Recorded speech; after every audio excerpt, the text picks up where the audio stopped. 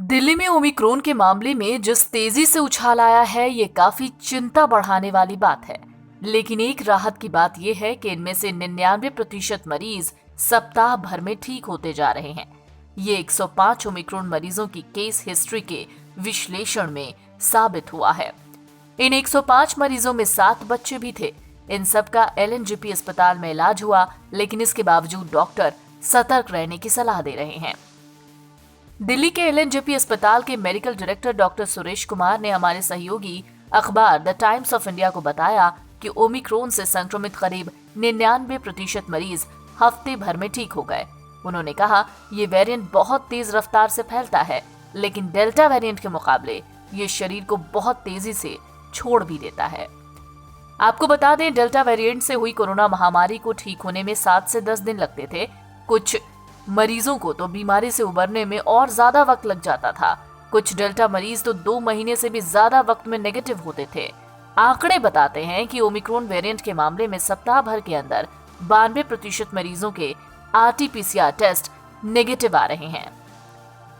वहीं 5% मरीज 8वें दिन, जबकि 3% मरीज 9वें दिन नेगेटिव पाए जा रहे हैं। सिर्फ एक मरीज, जिसे टीबी की बीमारी थी, वो लंबे समय तक पॉजिटिव पाया गया। डॉक्टर सुरेश कुमार बोले, देखा गया है कि डायबिटीज, हाइपरटेंशन या टीबी जैसी गंभीर बीमारियों से ग्रस्त मरीज ओमिक्रॉन संक्रमण से उबरने में थोड़ा वक्त ज्यादा ले रहे हैं। ज्यादातर ओमिक्रॉन मरीज में बीमारी का कोई लक्षण भी नहीं पाया जा रहा, और कुछ में लक्षण दिखते भी हैं तो वो हल्का बुखार, कमजोरी, मतली और भूख की कमी जैसे बिल्कुल सामान्य लक्षण होते हैं। इस नए वेरिएंट से संक्रमित बच्चों के पेट में दर्द और डायरिया की भी शिकायत देखी जा रही है। हालांकि डॉक्टरों का कहना है कि सांस लेने में परेशानी करीब करीब गायब है, जो कोरोना की दूसरी लहर में सबसे ज्यादा दिखी थी। एक सीनियर डॉक्टर ने कहा, लोकनायक अस्पताल से डिस्चार्ज हुए 105 में से किसी भी ओमिक्रॉन मरीज को ऑक्सीजन सपोर्ट देने की जरूरत नहीं पड़ी। अब भी वायरस से संक्रमित जिन मरीजों को ऑक्सीजन और वेंटिलेटर सपोर्ट की जरूरत पड़ रही है, उनमें डेल्टा का संक्रमण पाया गया है। ओमिक्रॉन इतना तेजी से क्यों फैलता है और इसके लक्षण बेहद सामान्य क्यों होते हैं, इस सवाल पर इम्यूनोलॉजिस्ट डॉक्टर एनके मेहरा ने हांगकांग में की गई एक स्टडी का हवाला दिया।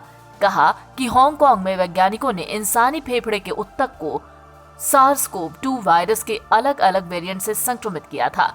तब पाया गया कि ओमिक्रॉन ने श्वसनली में मूल सार्स-कोव-2 या उसके डेल्टा वेरिएंट के मुकाबले 70 गुना तेजी से अपने प्रतिरूप पैदा किए।